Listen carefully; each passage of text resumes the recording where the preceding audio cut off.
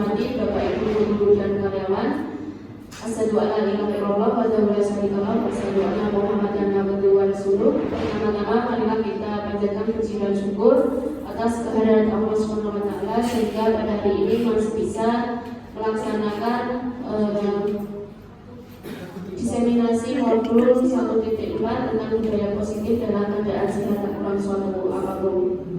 Selanjutnya semoga salawat serta salam tetap tercurahkan pada junjungan kita Nabi Agung Muhammad SAW yang dikenal nanti syafaatnya di yaumul akhir nanti.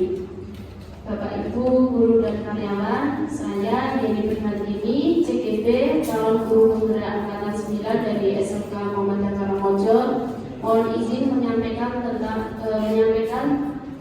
diseminasi modul 1.4 tentang budaya positif.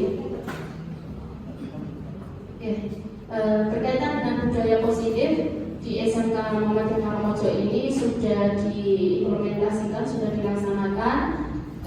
Salah satunya adalah yang pertama tentang implementasi 5S, upacara bendera, setiap hari Senin dan hari-hari besar, pembiasaan sholat duha secara berjamaah, tadarus Al-Quran, serta monitoring ibadah, dan masih banyak lagi budaya positif yang dilaksanakan di SMK Muhammadiyah Karangmojo yang tidak saya tuliskan di sini.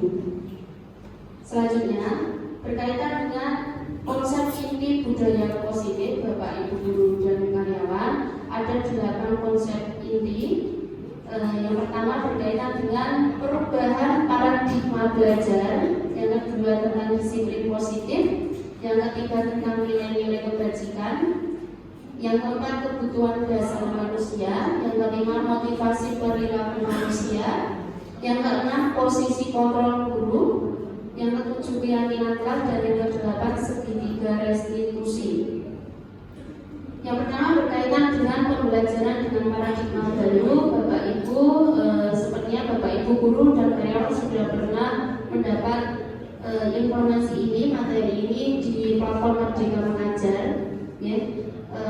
Apa yang dimaksud dengan pembelajaran dengan paradigma baru, yaitu pembelajaran dengan paradigma baru merupakan pembelajaran yang dirancang berdasarkan prinsip pembelajaran berdiferensiasi sehingga para peserta didik dapat belajar sesuai kebutuhannya berdasarkan tahap perkembangan sesuai dengan dimensi profil pelajar Pancasila.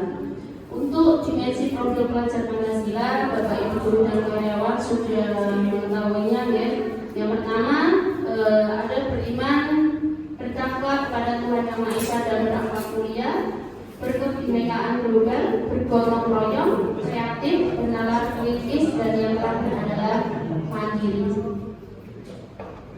Yang selanjutnya tentang disiplin positif, Bapak Ibu guru dan karyawan, merupakan salah satu cara penerapan disiplin yang bertujuan untuk menumbuhkan kesadaran serta memberdayakan peserta didik tanpa imbalan penghargaan, ancaman, atau hukuman.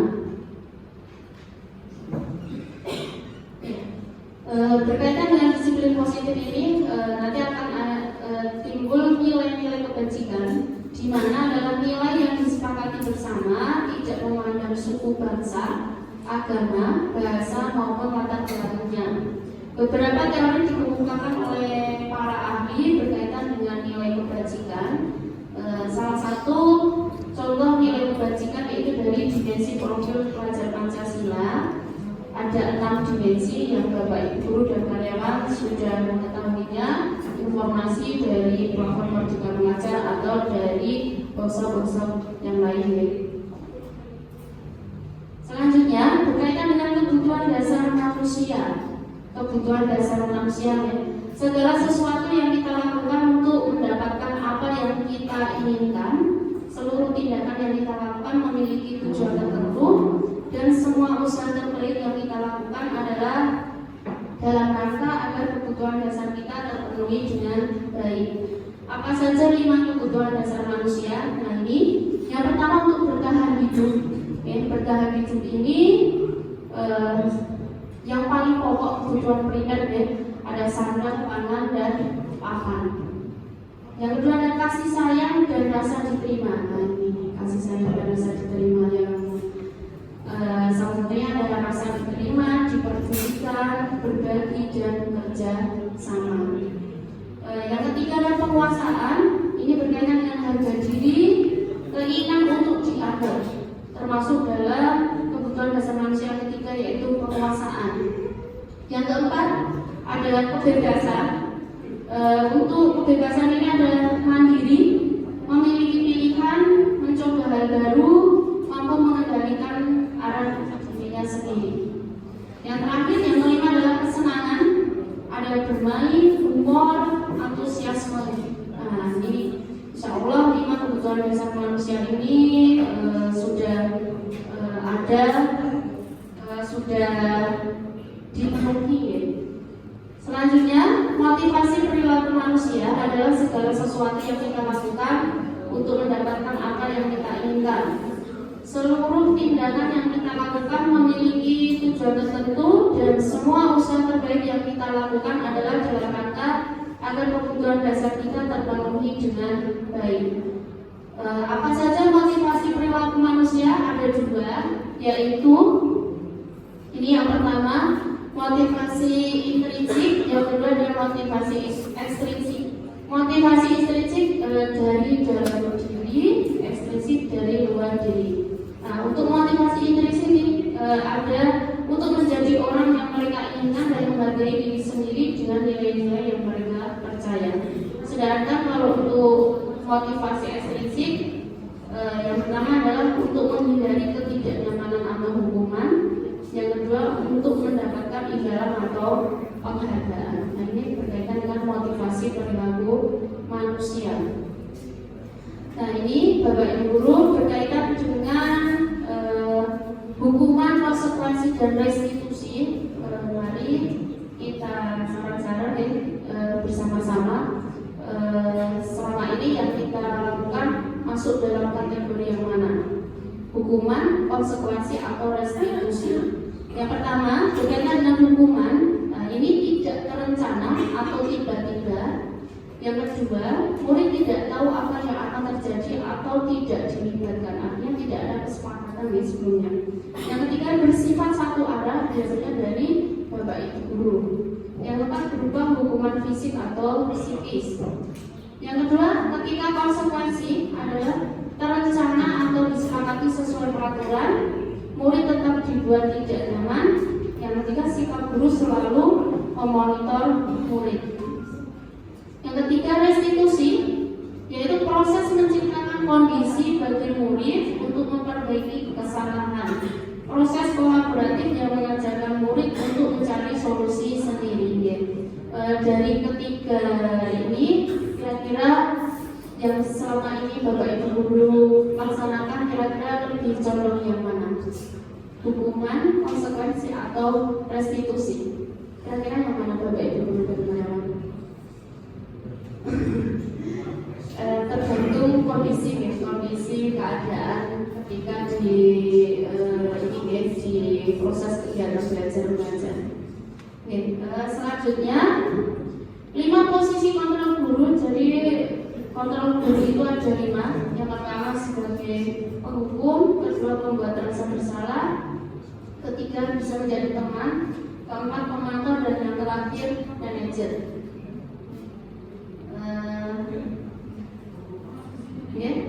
Selanjutnya berkaitan dengan keyakinan kelas. Nah, ini keyakinan kelas ini yang sudah dibuat beberapa Bapak Ibu Guru untuk kegiatan aksi nyata di platform Merdeka Mengajar. Keyakinan kelas adalah kesepakatan bersama di dalam kelas yang dibuat agar kegiatan belajar mengajar dapat nyaman. Pengertiannya adalah sesuatu yang diyakini bersama yang berasal dari penyatuan pikiran untuk menjadi nilai-nilai kebaikan untuk diturunkan di kelas-kelas. Metode untuk menimbulkan kembali disiplin positif yang didasari oleh motivasi dari dalam diri. Kira-kira Bapak Ibu Guru sudah melaksanakan keyakinan kelas ini? Sudah ada beberapa yang memang diupload di platform Merdeka Mengajar untuk aksi nyata, dan ada yang sudah mendapatkan sertifikat. Keyakinan kelas itu kesepakatan antara siswa berkaitan dengan kegiatan belajar mengajar agar kegiatan belajar mengajar dapat tercipta keadaan yang kondusif, nyaman dan menyenangkan bagi siswa. Ya, yang selanjutnya restitusi. Nah, ini tadi ada hubungan konsekuensi restitusi. Apa yang dimaksud dengan restitusi? Menurut Goshen tahun 2004, restitusi adalah proses mengkondisikan murid untuk memperbaiki kondisi mereka sehingga dapat kembali pada kelompok mereka dengan karakter yang lebih kuat. Restitusi membantu murid menjadi lebih memiliki tujuan, disiplin positif dan memulihkan dirinya setelah berbuat salah. Restitusi bukan untuk menebus kesalahannya, namun untuk belajar dari kesalahan. Nah, untuk langkahnya ada segitiga restitusi. Nah, ini lihat, ya Bapak Ibu Guru. Nah, ini segitiga restitusi ini langkah-langkahnya ya. Ini ada, kamu tentu punya alasan mengapa melakukan itu. Nah, ini yang sering ditanyakan Bapak Ibu Guru terkait dengan siswa. Lalu ada keyakinan kelas apa yang telah kita sepakati, misalnya pembelajarannya di kelas, apabila ketika di kelas tidak diizinkan mengoperasikan HP, berarti HP untuk dikumpulkan atau memang di silent ya. Selanjutnya, kamu ingin menjadi orang yang seperti apa? Atau adakah cara yang lebih efektif untuk mendapatkan apa yang kamu butuhkan? Oke, Bapak Ibu Guru dan karyawan, berkaitan dengan budaya positif yang telah saya pelajari, seperti itu ada beberapa yang sudah saya sampaikan. Terima kasih atas kesempatan yang telah diberikan kepada saya untuk menyampaikan di hadapan Bapak Ibu Guru dan karyawan. Karena waktu yang diberikan kepada saya sudah selesai. Terima kasih. Mohon maaf apabila ada salah dari saya. Assalamualaikum warahmatullahi wabarakatuh.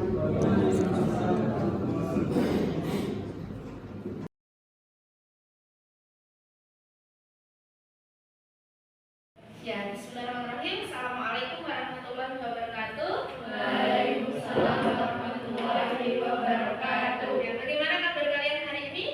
Baik. Alhamdulillah ya, semuanya sehat ya. Pada hari ini kita akan membuat tentang keyakinan kelas. Nah, apa itu keyakinan kelas? Kenapa kok tidak peraturan kelas ya? Peraturan kelas, peraturan sekolah sudah ada.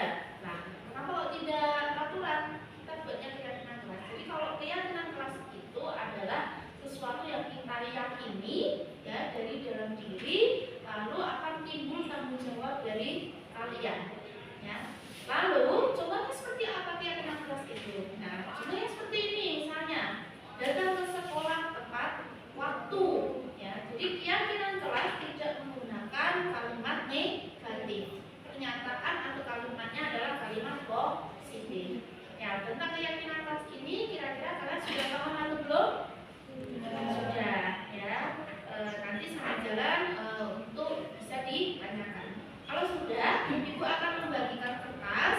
Silakan kalian buat keyakinan kelas di kertas yang sudah Ibu bagikan. Setelah itu, setelah selesai nanti ditempel di depan ya.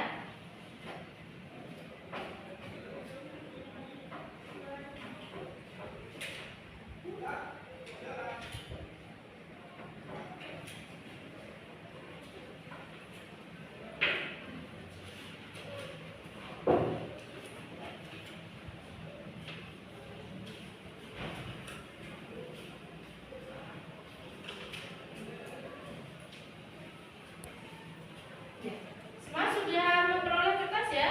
Silahkan kita buat keyakinan kelas. Kalian ingin kesepakatan seperti apa? Silahkan kalian tuliskan di situ. Kalau sudah, ya silahkan ditulis semua dulu ya. Ditulis dulu semua.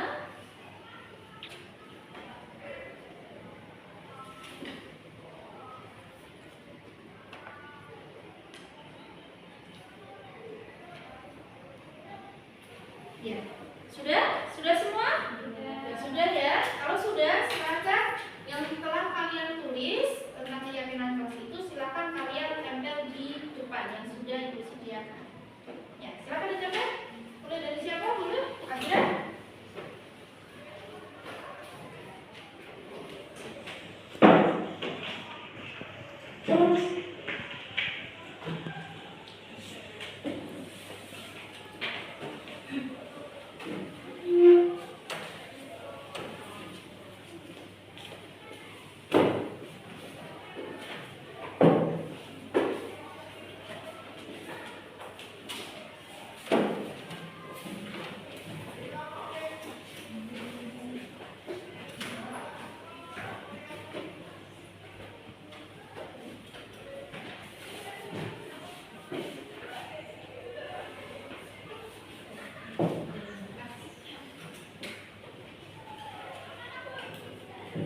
Ya. Sudah semua? Belum? Masih ada satu?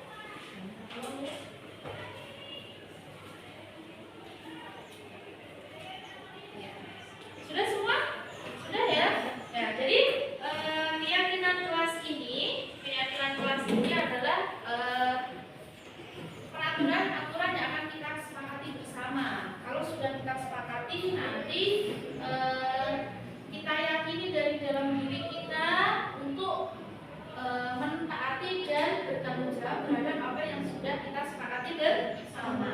Ya, dari yang kalian tuliskan di sini ada beberapa keyakinan kelas, yaitu yang pertama berpakaian seragam yang rapi, ya, datang tepat waktu, lalu menonaktifkan HP saat KBM, melaksanakan piket kelas, bertutur kata sopan dan tidak menggunakan nada yang tinggi. Ya, sopan santun, mengerjakan tugas guru dan toleransi. Ya, ini ada 8 keyakinan kelas. Kira-kira disepakati 8 keyakinan kelas ini? Sepakat ya. Kalau sudah sepakat, mari kita jadikan keyakinan kelas ini untuk 10 akuntansi. Ya, kita sepakati bersama, kita yakini dan kita taati serta bertanggung jawab terhadap apa yang sudah kalian tuliskan di depan. Kalau kalian sudah sepakat, nah untuk sebagai bentuk keyakinan kesepakatan, silakan kalian untuk tanda tangan nama dan tanda tangan ya, satu-satu ya, sebagai bentuk kesepakatan. Ya. Boleh dari siapa dulu?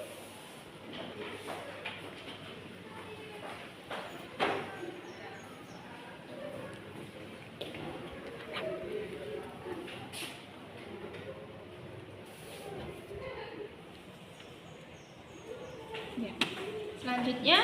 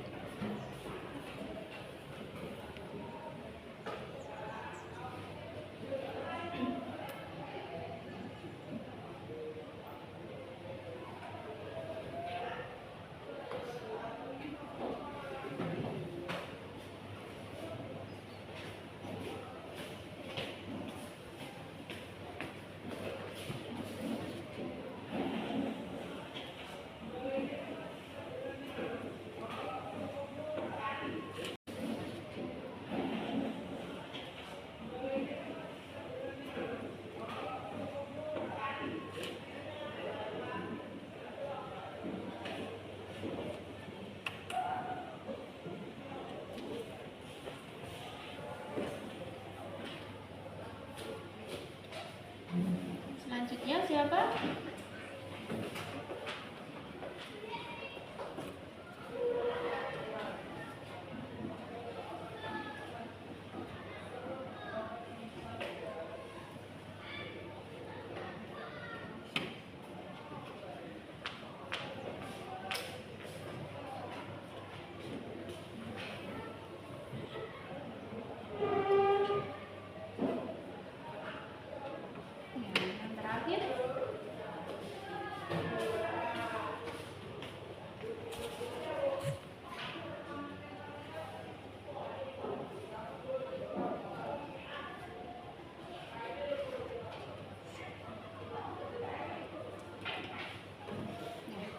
Udah ya.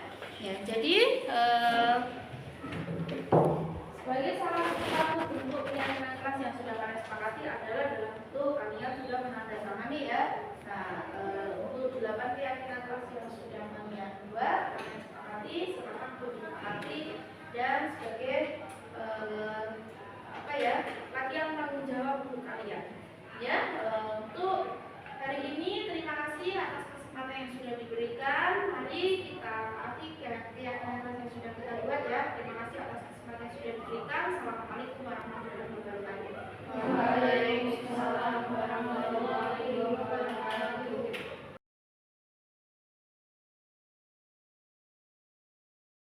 Assalamualaikum warahmatullahi wabarakatuh. Perkenalkan, saya Azrana Rawapati, kelas 10 akuntansi. Di sini saya sangat senang sekali karena dengan adanya keyakinan kelas, saya lebih bertanggung jawab. Saya senang dapat dilibatkan oleh Bu Guru untuk membuat keyakinan kelas karena membuat saya bertanggung jawab. Saya senang karena dengan keyakinan kelas timbul kesepakatan yang menimbulkan komitmen untuk diri saya. Senang sekali dilibatkan membuat keyakinan kelas bersama Bu Guru karena akan melatih tanggung jawab saya.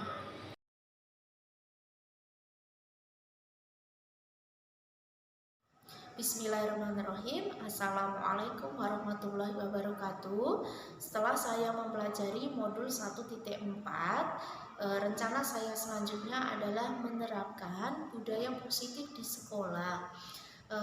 Posisi saya yang sebagai penghukum dan pemantau seharusnya adalah sebagai seorang manajer di mana bersama murid membersamai dan bersama-sama dalam menyelesaikan masalah serta siswa atau murid dapat menemukan solusi atas permasalahannya sendiri. Lalu memunculkan motivasi internal dari siswa agar dapat mewujudkan budaya positif di sekolah sesuai nilai-nilai kebajikan siswa. Demikian dari saya. Assalamualaikum warahmatullahi wabarakatuh. Bismillahirrahmanirrahim. Assalamualaikum warahmatullahi wabarakatuh. Saya Yenudi Hartini, CGP Angkatan 9 dari Kabupaten Gunung Kidul. Saya akan merefleksi modul 1.4 tentang budaya positif, bahwa seorang guru harus memiliki kemampuan untuk mewujudkan budaya positif di sekolah. Budaya positif di sekolah ini bisa terwujud apabila seorang guru memiliki atau memahami konsep-konsep inti mengenai budaya positif, yaitu tentang disiplin positif, memahami perilaku motivasi manusia, yaitu tentang hukuman, penghargaan, lalu segitiga restitusi dalam penyelesaian masalah, dan pembuatan keyakinan kelas. Lalu posisi kontrol seorang guru, posisi terbaik adalah sebagai seorang manajer, di mana guru berbuat segala sesuatunya bersama dengan seorang murid. Murid diberikan tanggung jawab sepenuhnya untuk menyelesaikan masalah dan menemukan solusi atas permasalahannya sendiri. Lalu budaya positif ini apabila dihubungkan dengan filosofi Ki Hajar Dewantara adalah dengan budaya positif ini akan dapat mewujudkan pendidikan nasional, yaitu pendidikan yang berpihak pada murid dan menuntun murid sesuai dengan kodratnya, yaitu kodrat alam dan kodrat zaman.